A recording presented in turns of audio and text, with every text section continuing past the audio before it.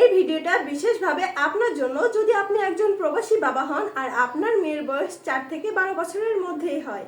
আর যে মেয়ের বয়স 7 বছর, কাল 10, পরশু 15, সময় কিভাবে চলে যাবে আপনি বুঝতেই পারবেন না।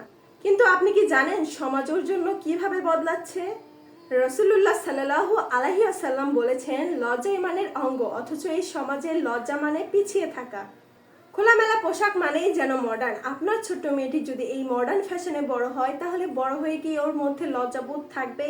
একজন বাবা হিসেবে ওর বয়সের সঙ্গে ওর চিন্তা ভাবনা আপনি বদলাচ্ছেন তো?